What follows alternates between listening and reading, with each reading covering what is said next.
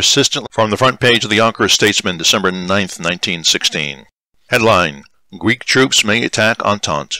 The situation in Greece is not only again decidedly of political interest, but potentially of marked military import in connection with the supposed purpose of the Central Powers to turn important sections of German Field Marshal Mackensen's huge army in Romania upon the Entente's Salonika army.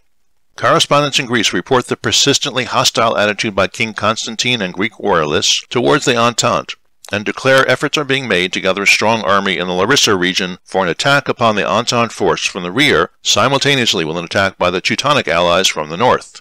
British military writers call attention to the contingencies, and decisive action regarding Greece is urged in the interest of sound strategy and the safety of the Entente forces in Macedonia. The latest reports of the Romanian campaign reflect the continued retirement of the Russo-Romanian forces in eastern Wallachia, with increased captures of men and materials by the invaders. How far von Mackensen may advance before the Entente forces are able to make an effort to hold him back is by no means clear. It is considered as probable, however, that little of Wallachia will be left in Romanian hands by the time a suitable defensive line has been reached. The Buzău River, which military commanders have picked as the likely defensive line, is virtually the boundary between Wallachia and Moldavia. A Berlin announcement says the Russians in the Carpathian forests gained ground at the cost of heavy losses. On the Franco-Belgian front, the only happening mentioned in either the London or Paris report is an artillery action near Hill 304 on the Verdun front, where the French and Germans are again disputing for possession of this height.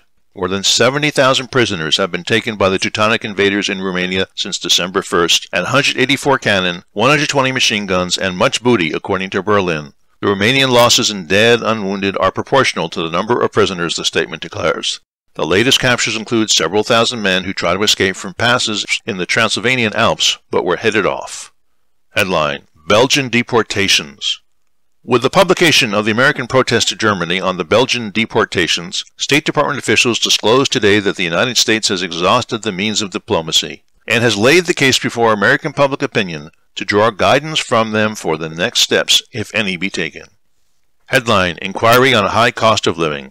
A federal grand jury investigation of the high cost of living was ordered today by Attorney General Gregory to begin at once in New York and in Detroit next week. Similar investigations in other cities are under consideration.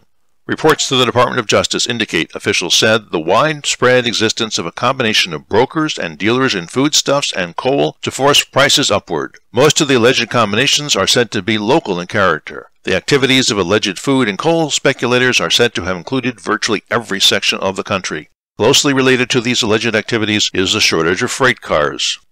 And that's the news from Yonkers 100 years ago.